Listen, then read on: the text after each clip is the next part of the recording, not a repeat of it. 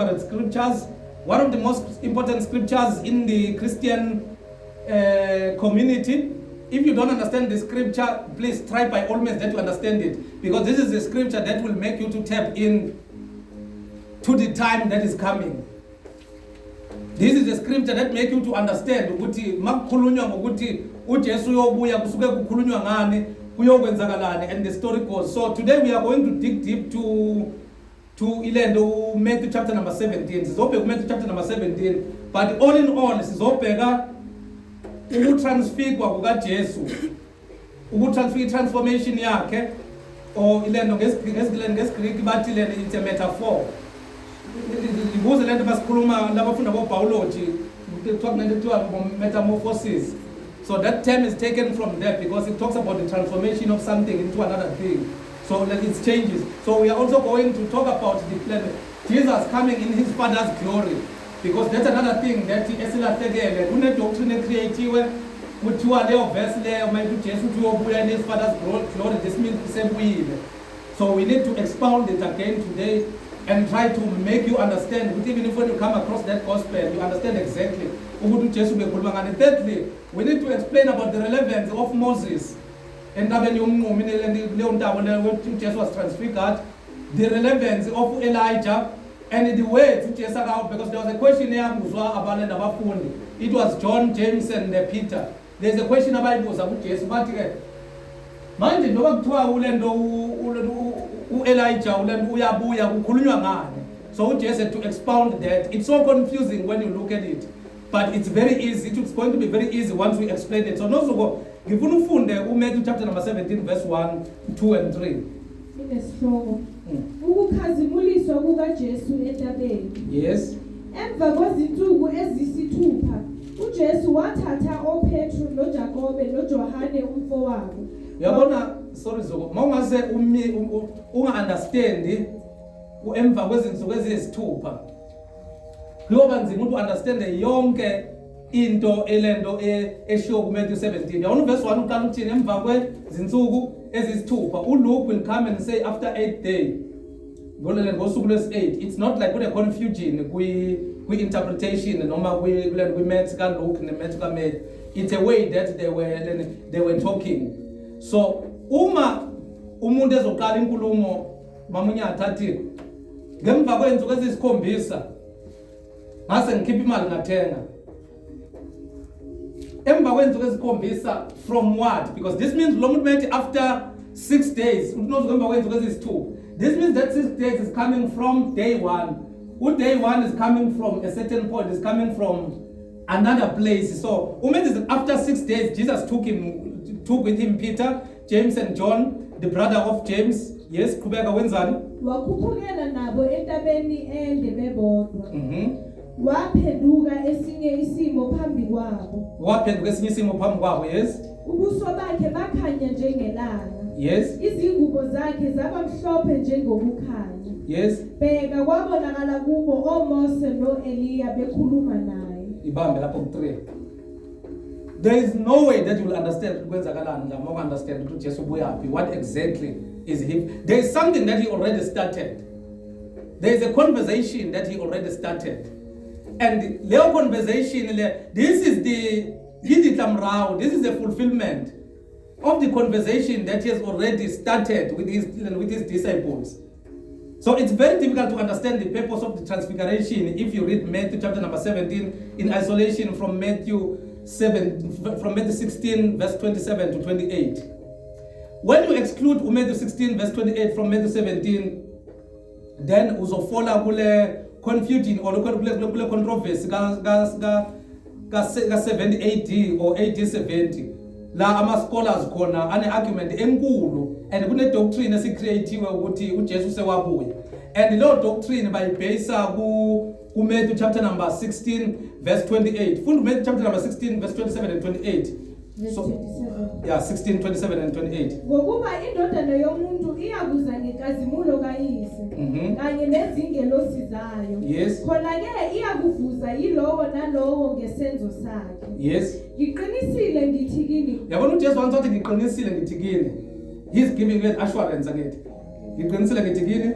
bakhona abanye kwabemi lapha abangayibuzwa ngempela ukufa baze bayibone indodana yomuntu iza embusweni wayo. So now problem la iqala khona ke, because when we talk about that, Jesus is talking about his coming. Then after talking about his coming, he's saying ngiqinisile ngithi kini, let's say ngiyakhuluma ngiqinisile ngithi kini, kunabantu abami la, akithi ngikhuluma ngani ngikhuluma nani, abanye babo angeke baze bafe bengathestanga lezi zinto engikhuluma ngazo. Funda futhi noZuku 28. Ithathe literally, take it as a pretext. Don't try to think about it. Ngiqinisile ngithi kini, bakhona abanye kwabemi lapha. Ngoba nade khuluma ngabo, bakhona abanye abafunda ngithi. Bakhona abanye abemi lapha, khuluma ngabantu ababonayo, yes? Abangayibuzwa ngempela ukufa. Abangeke baze bafe, in other words, yes? Baze bayibone indodana yomuntu iza embusweni wayo. So uJesu uthi ngiqinisile ngithi kini, bakhona abangeke baze bafe, abangeke bafe bangayibonanga indodana yomuntu ize embusweni wayo, khuluma nalapho. So naku manje ke uPeter uyaphila, sewafa uPeter ngithi, uJohn uyaphila, size sijumele ngaye ilento ehlukunyezwa amaRoma. uJames uyaphila, cha akaphili. Ukhona umpostoli osaphila, abaphili. But uthini uJesu ufunda futhi noZuku? Ngiqinisile ngithi kini, bakhona abanye kwabemi lapha abangayibuzwa ngempela ukufa. Baze bayibone indodana yomuntu iza embusweni wayo. So uJesu uthi ngiqinisile ngithi kini, la kini abanye bena ngeke bafe bangayibonanga indodana yomuntu ize embusweni wayo. So that's where the controversy began, because now the other scholars, now then it developed a two school of thought. These other scholars, they are saying, then if you futurist enlinda uJesu nithi uyeza nithi usazobuya, uthini uMatthew chapter number 16 verse 28, uthi abekho kunabangeke bafe bengayibonanga indodana yomuntu ibuya lento embusweni wayo ngithi. So but this means nina nithi uJesu unamanga, because bonke labantu bafile but nina ngisalindile. So do you understand, if you take it as a pretext, it makes a lot of sense. Then you start to shiver now and doubt and even believe ukuthi uJesu sebuyile nge-AD 70 ngithi. So why lento ibiyenza i-controversy? One thing that you need to understand, the Bible did not have chapters. The Bible did not have what? Chapters. Matthew chapter number 16 is a continuation of Matthew chapter number 17. Verse 1 is actually not a verse 1 according to a conversation. 6 days after akhulume lento uJesu kubona, la kade funda khona noZuku na. 6 days after he told them that ngiqinisile ngithi kini, kunabanye la phakathi kwenu abangeke baze bafe bengayibonanga indodana yomuntu ikhazimulisa noma ibuya embusweni wayo. So labo bathi full stop. Then u17 uthi ke emva kwezinsuku ezisithupha, after 6 days Jesus took him. It looks like a new thing. It's not a new thing, it's a continuation. 6 days from khulume nabo ukuthi ke ngiqinisile ngithi kini, abanye benu angeke bafe bangayibonanga indodana yomuntu ikhazimuliso. So abobana de khuluma ngabo kulaba abaphakathi, because akasho ukuthi nonke abobana de khuluma ngabo. It's Peter, James and John.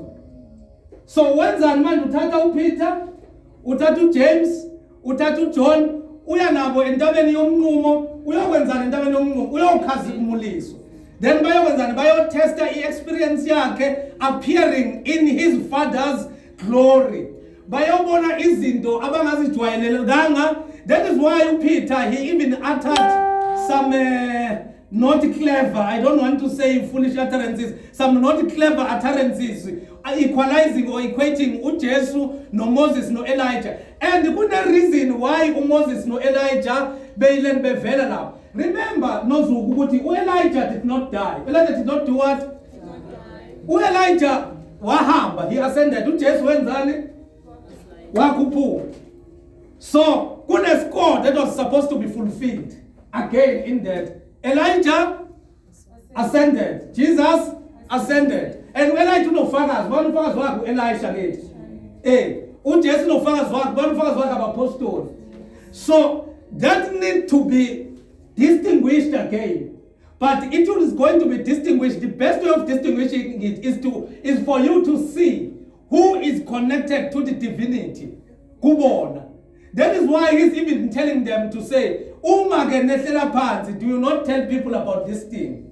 If you remember, he also told them in Matthew chapter number 16, after Peter, after you are Christ, the Son of the living God, he said again, don't tell people Uguti Seni Ayaz Lentole. So let me give you a background again so that this is all conclude the lender. So Jesus is asking his disciples, but figure end on the Sister Philippi. Let's say Sister Philippi. I'm going to tell the background of Sister Philippi because I did a study. Sister Philippi, I have a Panzo Herod in Yas. Waguna temple in a corner, temple Lakona Lalaki will listen, and Lalaki pays wage and getting Alonias. So, and the story goes, we explain about that, but I'll come there at another time because I want to finish this topic today.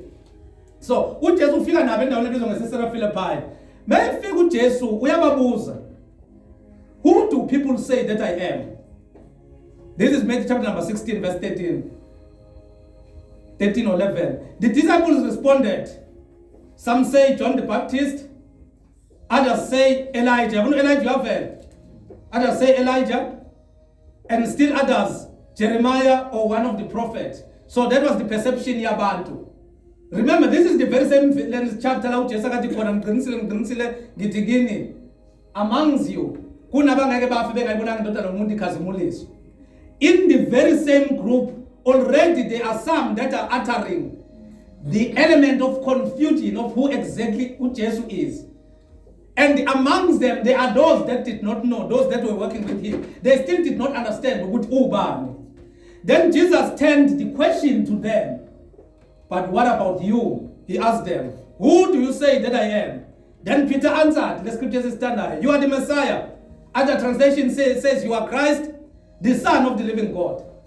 Then Jesus is declaring a blessing to Peter and made him understand that one, this knowledge is not from you, because we always think, Peter, made the flesh and blood did not reveal this to you. So Jesus is saying, this type of information, flesh will never understand it. Flesh is only limited to what you have already said. So the flesh and blood did not reveal this to you, but my Father from heaven. That is saying now, you are no longer Simon, but Peter. And upon this rock I shall build my church. And when he's saying upon this rock, he is not saying upon the rock which is Peter. He's saying upon this knowledge, upon this revelation, I shall build my church.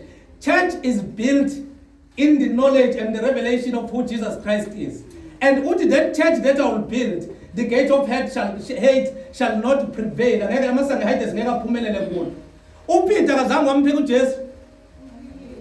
It was after Sekshio and Utu. If I'm son we hide this, I begin a man to Pumela Peter, then Peter Benamelang. In the very same passage, you will find Peter calling Jesus aside, rebuking Jesus, saying, we'll find Jesus calling Peter to Satan because of the information that was trying to flow from his mind and what is in his heart. Then, after the blessing, then Jesus started to predict his death. That's why if you want to understand Matthew chapter 17, you need to understand that Jesus started to predict his death. Let's say Jesus started to predict his death. Then uJesu uqala ke manje ukubatshela ngokufa kwakhe. Uthi ngizofa. Ngelanga ngizofa and ngizofa lento ezandleni zababusi. Then Peter took him aside, wamdrag. Then he started to rebuke him that this shall never happen to you. Then Jesus called Peter the devil and the stumbling block, who do not have in mind the concerns of God but merely human concerns. So uJesu ulwa no Peter. Then after that, Jesus taught them about the cost of being the discipleship, or of ukumlandela. Why Jesus abafundisa ngecost yokumlandela? So that they will understand that you will never be a disciple if your mind is still attached to the things that are bad or attached to the people that are living. Because when they were attached to the greatness and the glory of uJesu, because of his indakazenzile, namandla wabephezu kwamanzi and all those things, uPeter to enjoy in presence kaJesu. So when Jesus is talking about ukuthi uPeter ngafa, so when Jesus is talking about ukuthi uzofa, then engqondweni kaPeter kunokuthi there is no way that you can still live us. Usitela ngokuthi sizohlushwa, usitela ngayo yonke into, and sibonile amandla wakho ukhona. Then Jesus is calling him Satan, uthi you're a stumbling block. Why are you a stumbling block? Because in your mind you do not have the consent of God, but merely a human consent. Then we are a teacher, whoever wants to be my disciple must deny themselves and take up their cross and follow me. Then now we are threatening to whoever wants to be my disciple must deny themselves, take up their cross and follow me. So this is a teaching that is clarifying the confusion that Peter is making.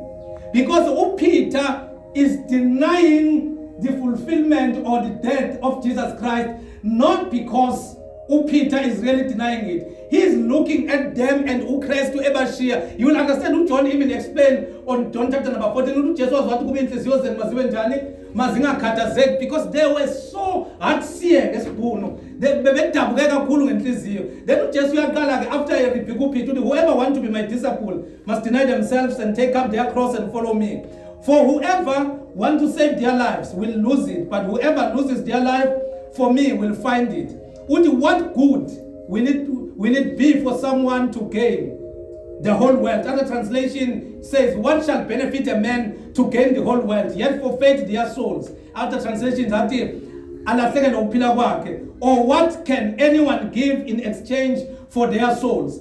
Then after a teacher, then you figure 27 no 28. Remember, this is a building, this is a build-up. Then 27 and 28. After if you want to be my disciple, you must deny yourself, take up your cross, and follow me. For whoever want to save their life will lose it, but whoever loses their life for me will find it. What good will it be for someone to gain or to benefit the whole world at the expense of his own life? Then after that, he goes over again. He's teaching them. 28, for the Son of Man is going to come in his Father's glory. He's still answering to Peter. This departure, a problem. You need to understand that the Son of Man is still going to come in his Father's glory. So my death is not death, but it's a fulfillment of what is supposed to happen, so that then he started to teach. For the Son of Man is going to come in his Father's glory with his angels, and then he will reward each person according to what they have done. Then he's saying, truly I tell you, full announcement 27 40.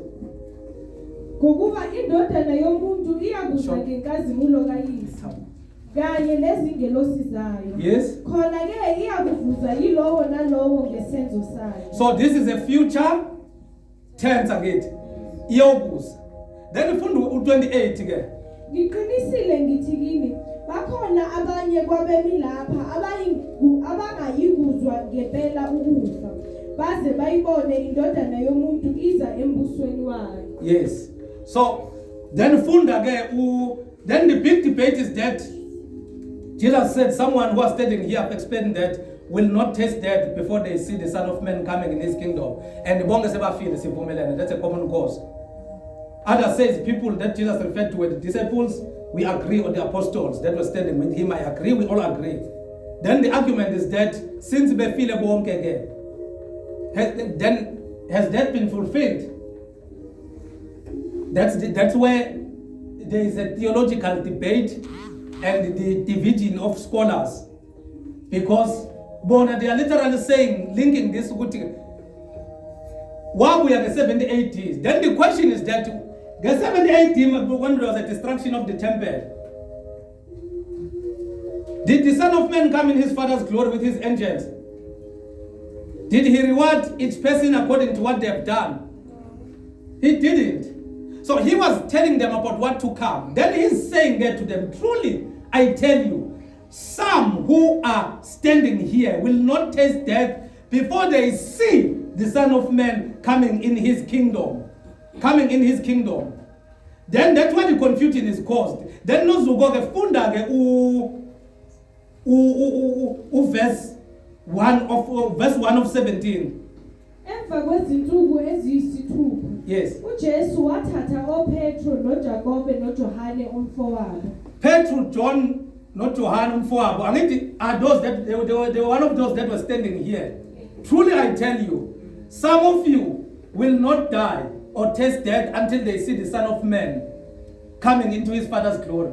Then immediately after saying that statement, wenzani uthatha uJohn, uJohn, no James umfowabo, wenzani now? Wakhuphukela nabo entabeni ende bebodwa. Yes. Waphenduka esinye isimo phambi kwabo. So he was transfigured. When he was transfigured before them, they actually saw his glory.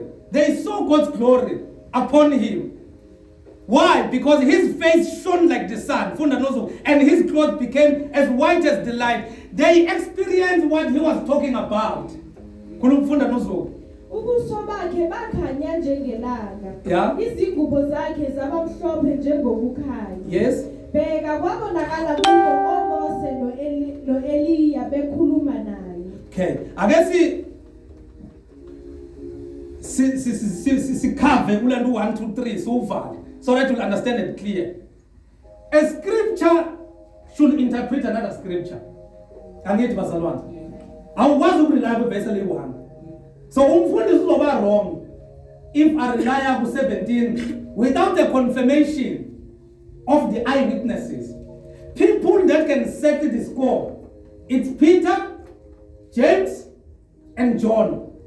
There is no one that was in the Mount Transfiguration. Now they will tell you exactly what was it the confirmation of what Jesus said in Matthew chapter number 16 verse 28. Peter, not John, not James, no one. Go to John number 1 verse 14 also. I guess this is John. Sifuna coming in his Father's glory. And sicacise nokuthi ke uJesu sabuya la ubekhuluma ngokuthi ngeke bafe bengathestanga ukuthi kuyoba njani ukubuya kwakhe. Angithi bazalwane. Asizwe ke the eyewitnesses. John chapter number 1 verse 14. Ulizwi waba yinyama. Yes. Wakha phakathi kwethu. Yeah. Sabona inkazimulo yakhe. Waba uJohn wabona ini? Inkazimulo yakhe. Sabona iglory yakhe, yes?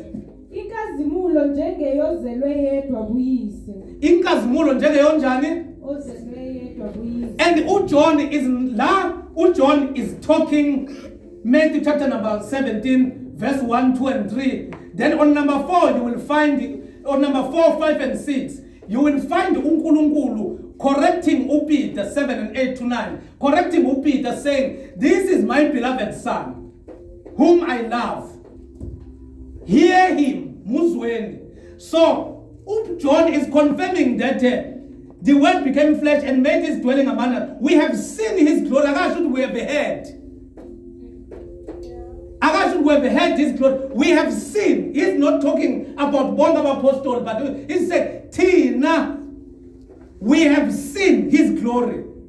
The glory, let glory see Tina, was separate from the glory that other people see. La emhlabeni nibone nina izimanga kazenzile. But Tina, we were elevated into a level of seeing the glory of seeing the glory. We have seen his glory, the glory of the one and the only Son of God from the Father. That's the glory that we have seen, full of grace and truth. Egcwele umusa neqiniso. Omunye uthi mfundisi uJohn akacaci kahle la. Ukhuluma ngenyama kuphela. Ubani omunye wakho noPeter wayekhona ngithi? Did Peter get an opportunity to write the epistles? He did. He wrote 1st and 2nd Peter. So read 2nd Peter chapter 1 verse 16 to 18. 2nd Peter chapter number 1 verse 16 to 18. Verse 16. Yes. Ngokuba sasingalandeli izinganekwane zobuqili. Ingwanekwane yobuqili yini? Into ixoxelwa kithi. Into oyizwile ngingafika ngikutshele mphakathi ukuthi ngubani mina. igcina inganekwane yokuqili because umlomo ngasho yonke into. So la uPeter is writing, giving an assurance with this thing lesilandelayo, and what we are talking about. Singinobufakazi mina asilandelanga inganekwane zobuqili kodwa salandelani qedela verse 18 verse 16. Lapho sanazisa amandla nokufika kwenkosi yethu Jesu Kristu. Yes. Kodwa sasingababonayo amandla obukhosi bakhe. Uthi sabona amandla ani? Obukhosi bakhe. Usabu wakwabuya uLendo uJesu uLendo wabuya uLendo uPeter khona because ubukhosi kubonakala ngokubuya kwakhe ngithi. uPeter uthi sabona ini? Amandla nani?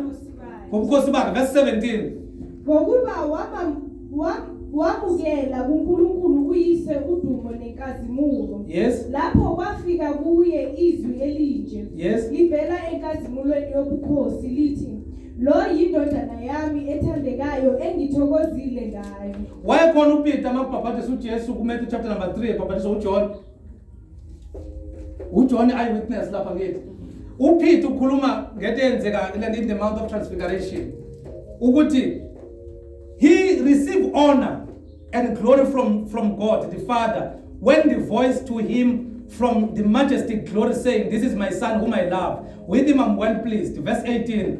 Lelo zisalizwa thina livela ezulwini. Yes. Sikanye naye entabeni engcwele. Yiphi intaba engcwele? Mount of Transfiguration. So uPeter is making it even more clear ukuthi lento engikhuluma ngayo is something that masikhuphuke naye. So uPeter is explaining exactly what happened in Matthew chapter number 17 1 to 3 ukuthi lento ngayo angizwanga sihamba nabapostoli. I did not test this thing ngiphezu kwamanzi. But we ourselves heard this voice that came from heaven when we were with him on the sacred mountain. So this is the Mount of Transfiguration. Sayizwa siphezulu on the sacred mountain. Waguqulwa phambi kwethu uPeter, for we did not follow cleverly devised stories when we told you about the coming of our Lord Jesus Christ in power. Peter nozo. When we told you about what? Ngokuba 16.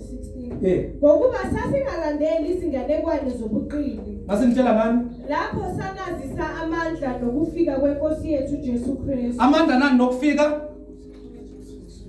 Akini ngifuna sibuild labazalwane. We are building a context. For we did not follow cleverly devised stories when we told you about the coming of. So uLendo uPeter uthi masinitshela ngokubuya kwakhe besinganitshela inzwabethi. This is the scripture. Funda futhi nozo. Uthi masinganitshela into esizwayo masinitshela ngokubuya kwakhe.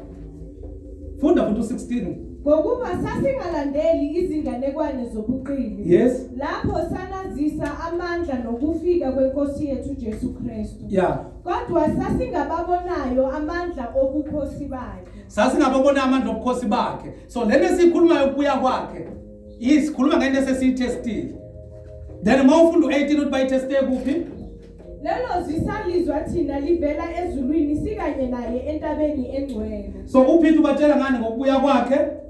But ubatshela ukuthi lokubuya kwakhe akakhuluma ngakho akabatsheli ngento akayizwayo. Ukhuluma ngento akayibona yagcwaliseka esentwabeni engcwele. But he's still saying ubatshela ngani ngokubuya kwakhe. Sithi uPeter usithini? uJesu akakabuyi.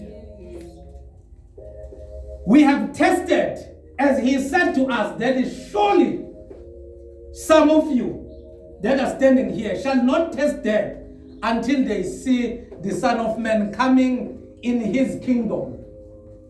So uthi ke manje ufakazela laba ngencwadi uthi lento sinitshela yona thina, for we did not follow cleverly devised stories. Asikhulumi ngento ebhalwe abantu abahlakaniphile.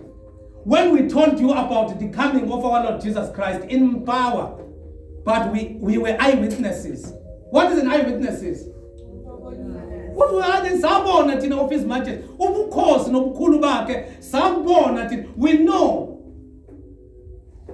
ukuthi ukhuluma ngani, as he said that angeke sibe singatestanga ukuphila kwakhe. I said when you talk about that scripture and one is trying to twist you, verse 1 of 17 it say after 6 days. You can't start the scripture after 6 days of what? After 6 days ebatshele ngokuthi uzobuya ngokukhathi ukuthi angileka abanye abamelana ngeke baze abanye ngeke baze bafe bengatestanga ulendoda nomuntu ibuya in his glory. Then after 6 days uyabathatha kukhuphuka nabo bayaphi bayakwenza lento ababatshele yona. Then uPeter uyafakaza.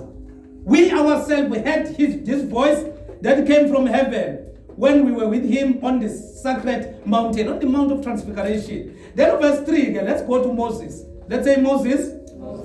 Elijah. Let's say Moses. And Elijah. Then foot verse 3 no Zoka.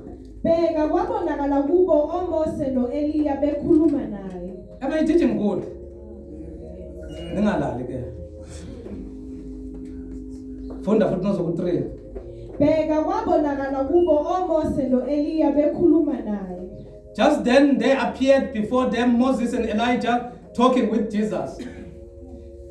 Ubengafanga uMoses ngaleso sikhathi. Ubengafanga uElijah ngaleso sikhathi. Ukubuya kwenkosi kuyokwenzani? Mayibuya ngithi siyazi ukuthi abafile bekwenzani? Abafe befele.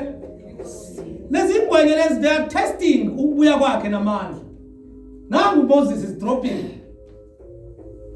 Moses ke when you read the book of Jude, it even explaining ukuthi Moses bekanethuna, even though lingaziwa, but it's saying kwaba nempi phakathi kaSathane and the archangel befightela umzimba kaMoses. It shows that umzimba kaMoses was spared somewhere. Then Elijah said wakhuphuka. So two scores that need to be settled here. These guys bafila ngithi, and siyazi ukuthi bafela enkosini. Kuconfirm uNkulunkulu kulen kuJoshua uthi Moses my servant is dead. Moses mine servant. Unjani? So uNkulunkulu Moses mayfila umconfirm as is servant yakhe. So Elijah siyazi ukuthi wakhuphuka. So two things manje. Nabo abantu abafile kuvela namadoda ayi-2. Then one, they are experiencing resurrection lapha ngithi. Secondly, the appearance ke mama Cingwane ka Moses was the representation of the law. Bekuyini argument kaJesu nabo bonke abantu ababaJuda. Inkinga yomthetho and bekubani kade belifela kuyo all the time. And bebefuna ukuequalize uJesu nobani. So now kumanje uJesu uzokhazimulusa. Makhazimulisa there must be a one man standing. And that one man must be confirmed by God. uNkulunkulu yena okumele acacise. But ukuze kufakazeleke uJesu ngeke ayedwa phezulu afika khazimulisa kuye. There must be eyewitnesses that are still living again. They will write like Peter in 2 Peter chapter number 1, 16 to 18 that sabona thina asikhuluma into esayizwe. So Moses was the representation of the law, and Elijah represented the prophet. Two things you will understand when I reach to the writer of Hebrew, when he's also tapping into the fulfillment of what happened in the Mount of Transfiguration. So Moses, let's say Moses represented the law, Elijah represented the prophet. Then uthini uJesu when I introduce umuntu uthi angizange ukuzochitha ini nani asikhulumeni bazalwane angizange ukuzochitha ini nani uMoses representa ini uElijah representa ini. So asizwe uJesu angizange ukuzochitha umthetho nabaprofeti but ngizowenzani ngizowugcwalisa. Shothi usho ukuthi mina ngizowugcwalisa umthetho nabaprofeti uzosubmita him. Umthetho nabaprofeti uzosubmita him. So in other words, awusadingi umthetho nabaprofeti. So laba bekumele bazi ukuze bangafi becabanga ukuthi kune role eyodlala uMoses. Because most of the things that Moses did was pointing to Christ. The substances that Moses prescribed and listed, like the blood and so forth, was pointing to Christ. So they took Moses as Moses washayidwa lapha ngabulavuleka. Moses waphakamisa induku bavuleka ulwandle noKristu wamaphezu kwamanzi. So they were supposed to be a clarity ukuthi angizange ukuzochitha umthetho nabaprofeti, but those two were pointing you to me. So you no longer need those two, but you need one substance. So once those things are combined in one substance, what do you need? You need that substance. So that is why mawufuna ukuthethelelwa izono awusaye tempelini. Awusadingi uMoses because uMoses mawuye tempelini ngeke tempelini kunabapriest.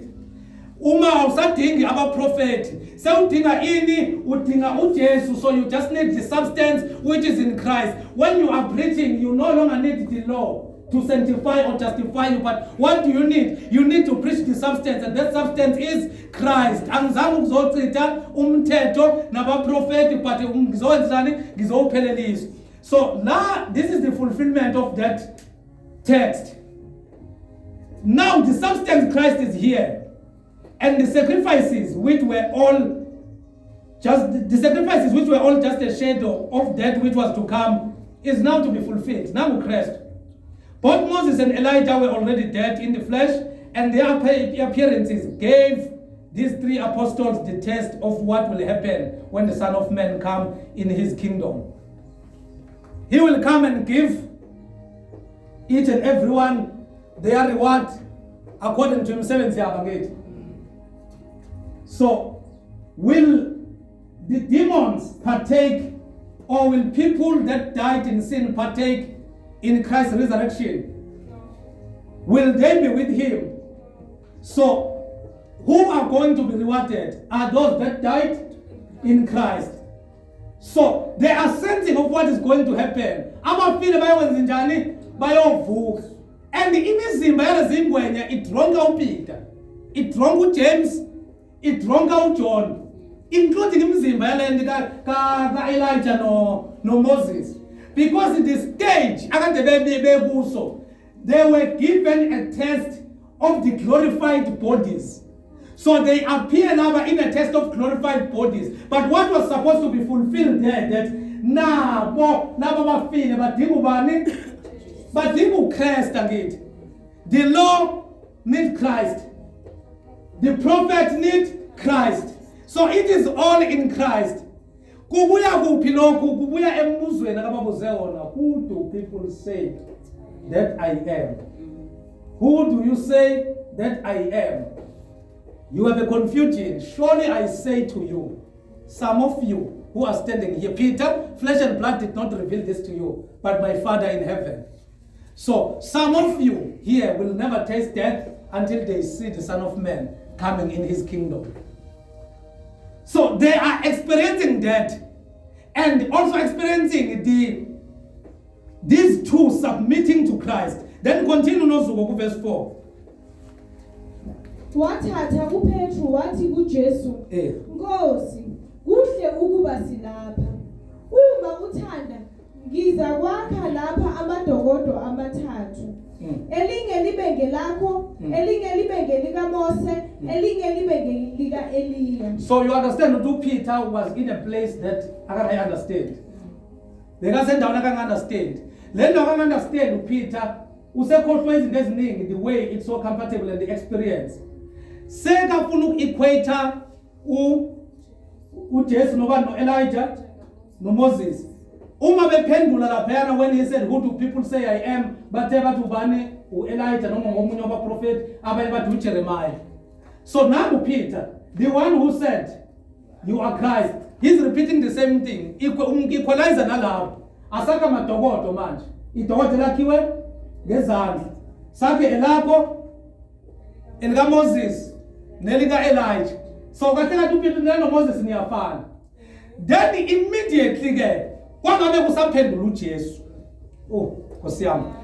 Kwangabe kusaphendula uJesu because someone need to give a clarity to this confusion that is happening here. Verse number 5. Ubani okhulumayo? Peter. Because of what Peter said to Jesus, Lord, it is good for us to be here. Peter, bazalwane, as much as Gadaputa more. But the issue is that uzalobu mnandi lobu esiyobuzwa. Upeter the pants.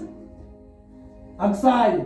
Lapha abomethu bazazibona abomethu lapha phansi nabo Judas. Lapha bazazibona. Mina sengifuna ukuhlala la. Because inkazimulo kaNkulunkulu ubona uJesu ekwesinye istage.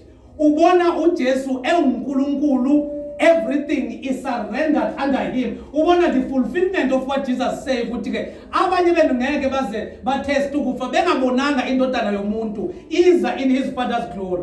Then what put Peter? Peter said, it is good for us to be here. If you wish, I will put. Peter akasasho uthi mina no John no James uzinikela yena i-1 manje the way uPeter angasafuna ukuchitha isikhathi because uthi maybe uJohn nokuvilanyana uJames uzoloku engibuza izinto eziningi uthi funda noZulu phinda futhi u4 wathatha uPetru wathi kuJesu Nkosi kuhle ukuba silapha uma uthanda ngizakwakha lapha amadokodo amathathu elinye libe ngelakho elinye libe ngelakho uPeter akasho ukuthi si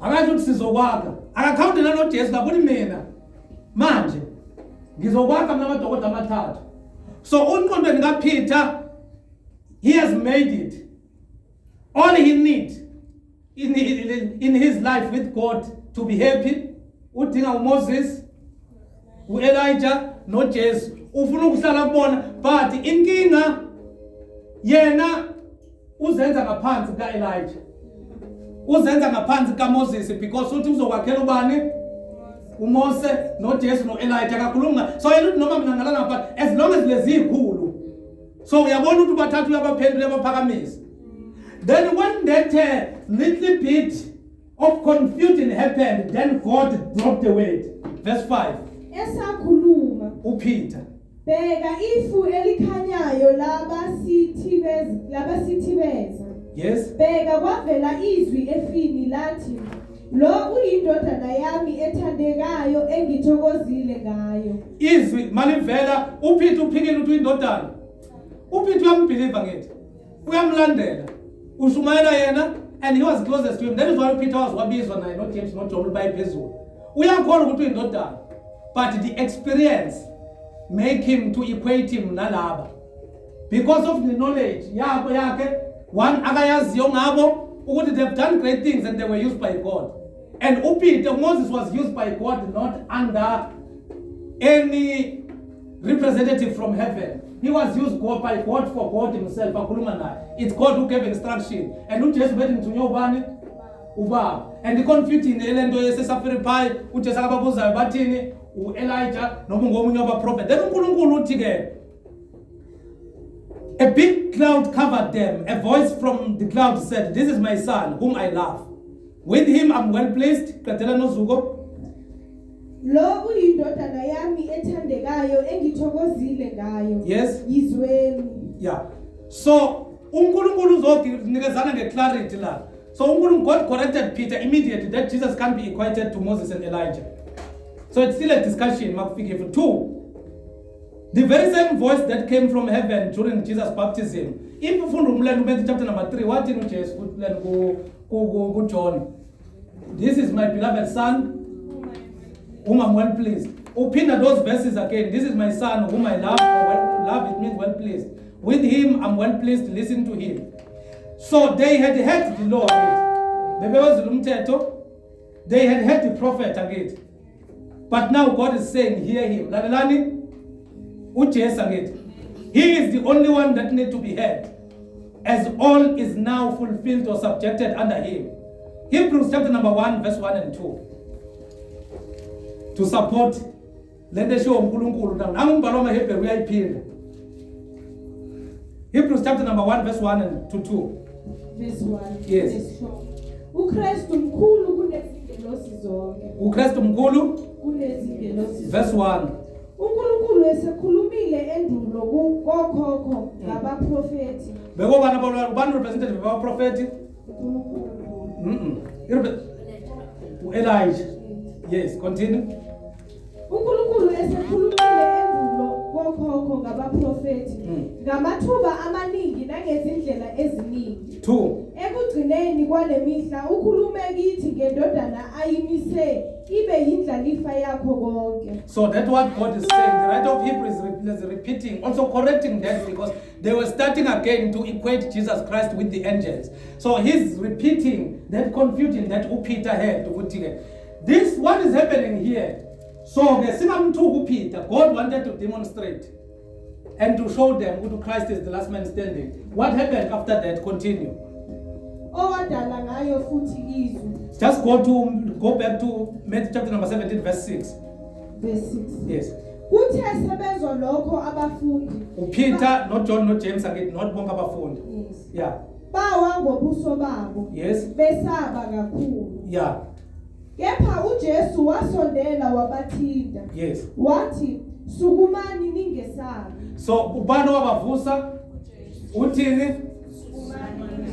After kwehle ini? If lehlele kwasekwenza kwehla ini voice, ivoice correcta amazwa show Peter, this is my beloved son, whom I'm pleased, hear him. Then mekade ubavusa uJesu kwenzakalayo. Kepha bephakamisa amehlo abo, Eh. ababonanga muntu, kuphela uJesu yedwa. Ababonanga kuphela. So everything ibizilende ubezobonisa uNkulunkulu uthi pheleliswe kubani? So uNkulunkulu uthe up between these three Peter. Ubani indodana yami? uElijah kusindodana yami. uMoses akusindodana yami. uJesu oyini? Enginjani? Enzani nini namuzweni. Then after that bawa ngobuso phansi because inkazimulo kaNkulunkulu akekho yazi, no one shall see my face and live. So they had to fall on their land, they had to bow and fall on their faces down. Then bavusa uJesu, bavusa uJesu kwenzakalani? When they look up they saw no one except Jesus. Yes. Then verse number 9. Besehla entabeni. Yeah. uJesu wabayala wathi, "Ningatsheli muntu lowo mbono, ize ivuke indodana yomuntu kwabafileyo." Imuphi umbono ade abakumele bangawutshela umuntu? Umbono lo akawushilo ku Matthew chapter number 16 verse 28 we transfiguration. So uchaza ukuthini methi abanye benu ngeke baze badlule la bengazange bayibona indodana yomuntu ikhazimuliswa, usho uyokhazimuliswa entabeni. Because basenza enye, that is why athi manibuyela phansi ke nenzeni ningabatsheli abanye ngani ngalombono enubonile. Why kungamelanga babatshele? Because until ngize ke indodana yomuntu iziyenzeni ivuke kwabafile. Yes. Then continue nozuko.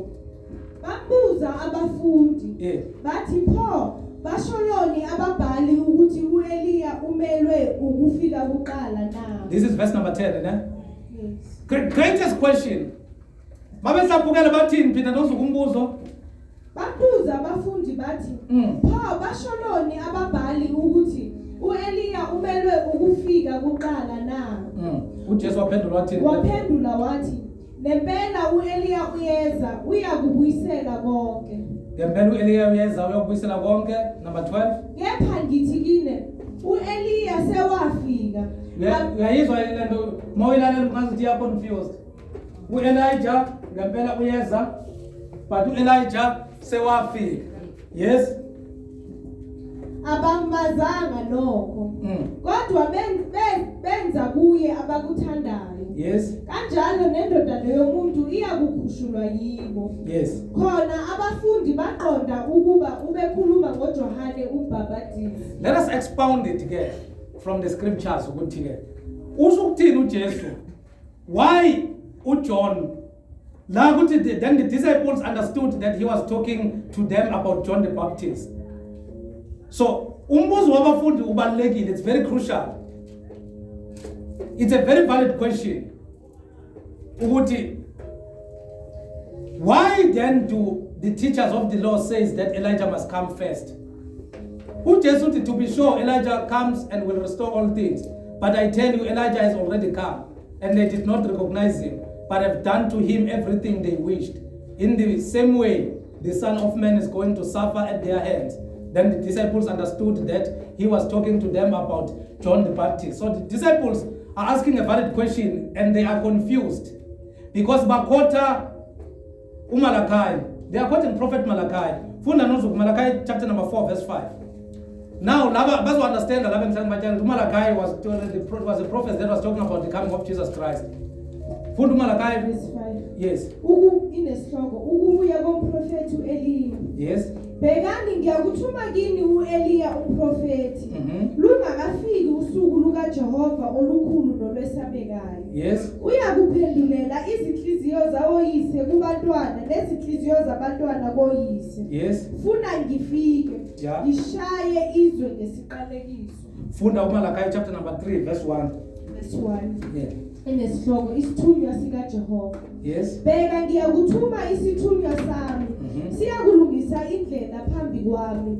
Inkosi eniyifunayo iyakufika ngokuzumayo ethempeleni layo. Nesithunywa sesivumelwano elithokoza ngaso bheka siyeza usho uJehova Sebawothi. Uthi uzothumela ini isithunywa ngithi. Then ubani isithunywa buyela kuMalaki chapter number 4 verse 5. Bekani ngiyakuthuma kini uEliya uprofeti. Lungakafiki usuku lukaJehova olukhulu nolwesabekayo. Uyakuphendula izinhliziyo zawoyise kubantwana nezinhliziyo zabantwana koyise. Ubani undulele ubani ovule upheve indlela for uJesu? uJohn the Baptist angithi. Yisi isithunywa kakhuluma ngaso.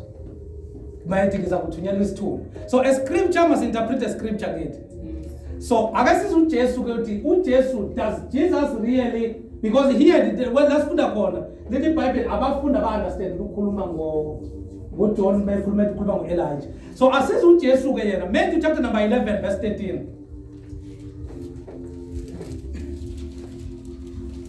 Ayithi niyayazi leyo niyazi Matthew chapter number 11 yawazi but chapter number 11 till since the time of John the Baptist the kingdom of God have suffered violence and the violence shall took it by force. Let's take our things, verse 1. So this is that portion of scripture that Jesus was explaining. Angithi uyakhumbula ukuthi kunesikhathi lapho uJohn noHerod baba nenkinga enkulu. Because Herod wathatha uHerodas. uHerodas bekumfazi kamfowabo kaHerod. So bekwabo uHerod bonke. Ngibe bahlukene bekona uHerod the Great, Herod Antipas. Then washada naye. Then uJohn confront uHerod. Uthi lo mfazi ushade naye wena. Lento niyenzayo iyisono. Ngelanguage yokuvangeli uJohn kahle kahle wethi letha bufebe lo. Lento niyenzayo le ayikho right. Then uHerod got angry. Then bavalela uJohn. Then uJohn usejele. Mayesejele uJohn kufika abafundi bakaJohn beza kuJohn ejele uboshwe ejele lika Herod. Bafika kuJohn, mabefika kuJohn bathi siyezwa kuthiwa uJesu wenza imanga lapha. Ufonisa abakulana, wenza this and that and that and that and that and that and that 1 2 3. Then bafuna understand some things. uJohn ubathumela kuJesu ukuthi bayo understand. Mabefika kuJesu bambuza iquestion kuJesu. Mabebuza uJesu iquestion, bambuza ile question pertaining to uJohn. Then uJesu is giving a clarity. So when the scripture says since the times of John the Baptist the kingdom have suffered violence, it's not talking about us wanting to go see Tata shop yama Somalia. It's not talking about us to go see Tata is in the Bahedin. But uJesu is talking to the disciples of John, making them to understand ukuthi as much as uJohn can be what he is today, can be treated ngendlela kangayo, but akekho umprofeti oyofana noJohn. Uyaba explainela ukuthi ke babe khona abaprofeti before, but umbuso awuzange wasokola kangaka ngeviolence. That is why since the time of John the Baptist, the kingdom have suffered violence, and the violence took it by force. So this is scripture bazalwane azisikhuluma ukuthi siyothatha umbuso ngithi. This is Jesus expounding to the disciples of John, but what was most important was for them to understand that he is not against John, but he's with John, because there was a confusion with how can ufolise bakulanga mara ushiye uJohn wenza imanga uJohn uboshiwe and uJohn uboshelwe ivangeli lakho ukuthi ushumayela ngawe, but when you continue its life continue. So now zifuka understand ukwenzakalani. So they will if Jesus left it unattended, it was going to cause a confusion between the and John. So he gave them a clarity. That's where the kingdom of God suffered violence comes from. It has nothing to do. Jesus was not preparing them to say Abraham bayothatha umbuso kaHerod. No, he was explaining who John being a prophet and a prophet from God. So funda lemozuko ku level. Verse 13. Yes. Ngokuba abaprofeti bonke nomthetho baprofeta kwaze kwafika uJohani. Kwaze kwafika ubani? uJohani. Yes. Uma nivuma ukuwamukela lo unguEliya obeza kufika. So uJesu uthi nguEliya kanjani?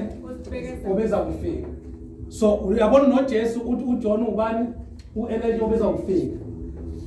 uNkulunkulu uprofesa ngoMalaka ukuthi uJohn ubani?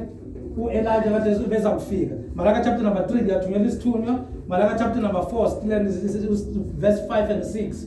Iphinde ikhuluma same thing about isithunywa esizayo. So I will send the prophet Elijah to you before that great and dreadful day of the Lord coming. Then siyambona uJohn lethi uyavela.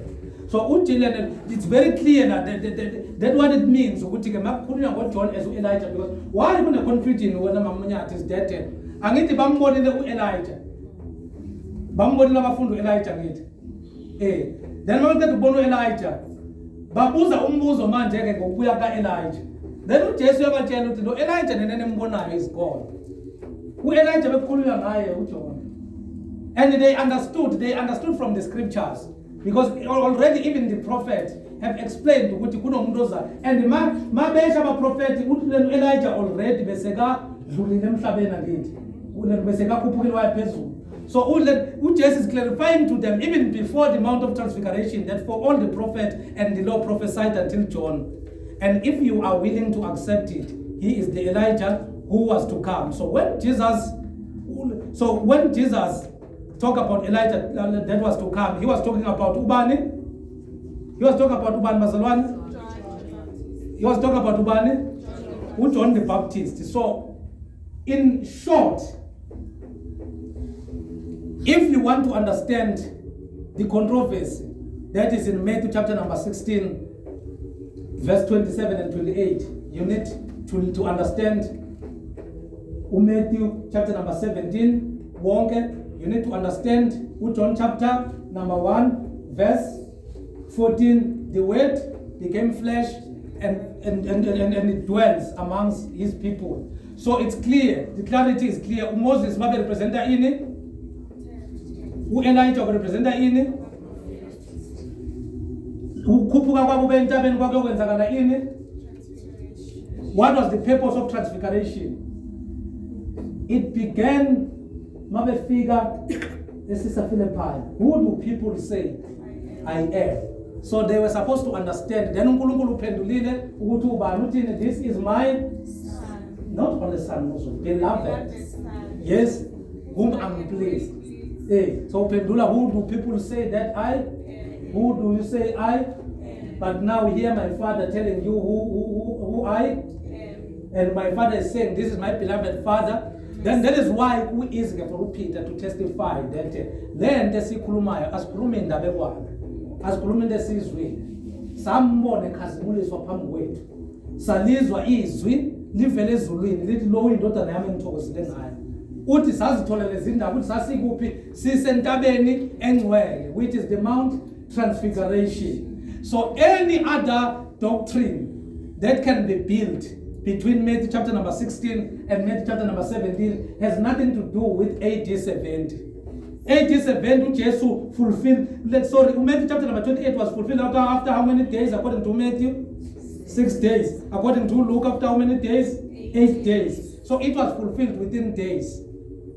Gampela laba abaphilayo, who was Peter, James, and John, abazange batesta ini until baze babona indodana yomuntu iza ikhazimuliswa iza embusweni wayo.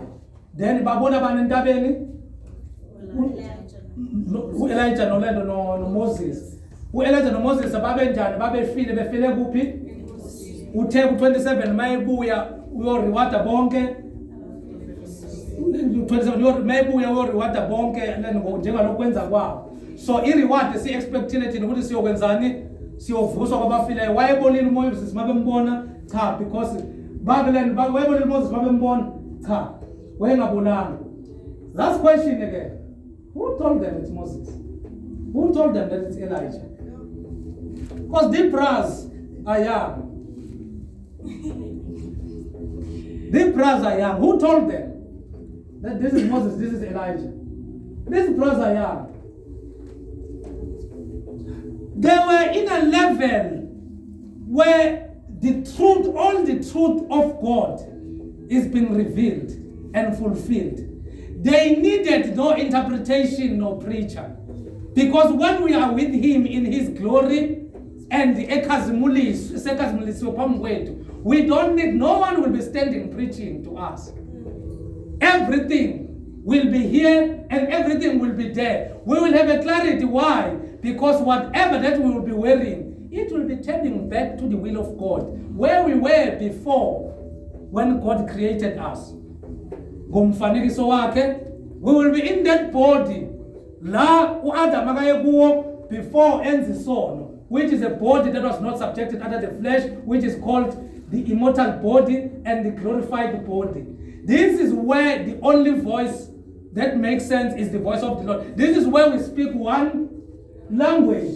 This is where we understand everything. There is no one who will have a better revelation than Adam. So they needed no introduction from Moses to say I'm Moses. Because there everything is explained, everything is clarified. Because when you are in God, He gives you all the fulfillment of His knowledge. These brothers were young. They were very young. But they understood the Bible. Baba physical, they were wearing the physical body. That is why the Bible after that, bahluitwa, kwasalubane, kwafika ifuna bakava, bapheneliswa kubane. So, what is the purpose of Matthew chapter number 17? Is that everything has been fulfilled in Jesus Christ. The law and the prophet have been fulfilled in Him. And everything is under His subjections. Hebrews chapter 1 in sundry times, kathini zakudala uNkulunkulu bekhuluma ngani kubantu bakhe ngabaprofeti nangazo zonke indlela. But manje ukhuluma ngathi nani? Ngendodana yakhe. This is my beloved son, menzeni muzweni mulaleleni. Because uNkulunkulu ukhuluma ngaye. So there is only one voice, there is only one protocol. You don't need the law, you don't need anything, you need Jesus Christ. That is why that is why Peter is saying, lokho engikushoyo angikhulumi into engayizwa njengendaba ekwana ngikhuluma into engayicreate. And you will understand that Peter was not even a good researcher. Because Peter was uneducated. I think the Bible is very clear Peter was uneducated. He was not even a good researcher. So this is something that he felt. Jesus Christ is coming. Jesus Christ is coming. Jesus Christ is coming. These guys tested. What he said in 28 was fulfilled. Because they were testing something that is going to happen. I think we are clear with Matthew chapter number 17. Clear. You are clear. You are Alpha and Omega. We worship you alone. You are worthy to be praised. You are Alpha and Omega. We worship you.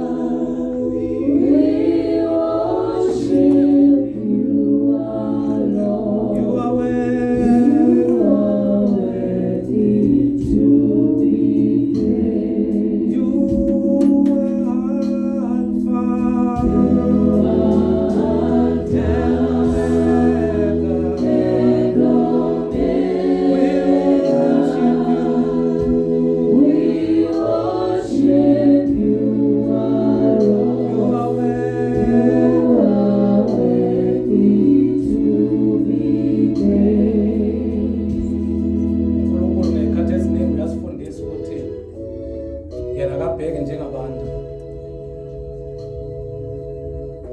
These clarities ezingaka nasemkhukhwini zikhona. God does not look like a man. This is just God. Something in me say I just need to convey that to you. You might look at the place outside. Nobody will ever think that God will love us so much and explain His things, expound it in a way that we will have a knowledge that you can't even get because it's because it's God. Mama umsinga mcela phambili, just stand here. To be praised. You